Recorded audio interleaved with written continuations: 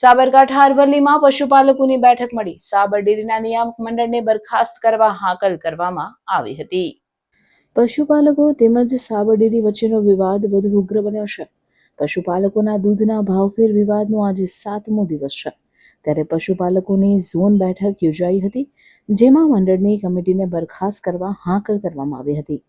સાબર ડેરીના નિયામક મંડળને બરખાસ્ત કરવા માટે મંડળીઓ દ્વારા તૈયારી શરૂ કરી દેવામાં આવી છે. 20% વધુ ભાવફેર ન મળે ત્યાં સુધી દૂધ ન ભરવા સહમતિ સાધવામાં આવી હતી.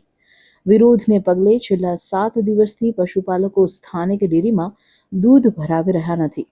પશુપાલકો દૂધ ન ભરાવતા દૂધની આવકમાં સૌથી મોટો ઘટાડો નોંધાઈ રહ્યો છે.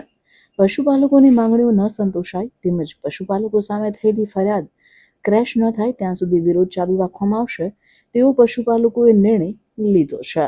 આજરોજ ટીન્ટીસર મુકામે મોડાસા ઝોનની 60 મંડળીની મિટિંગ હતી.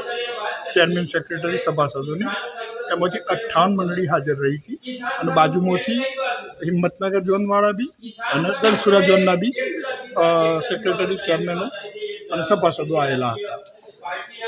આજની મિટિંગનો સારાંશ અમારો એવો રહ્યો કે દૂધ તો જ્યાં સુધી આપણી માગણીઓ પૂરી ના થાય ત્યાં સુધી બંધ જ રાખવાનું છે અને બીજા નંબરમાં હવેથી સંગઠિત થઈને આ આંદોલનને આગળ વધારવાનું છે.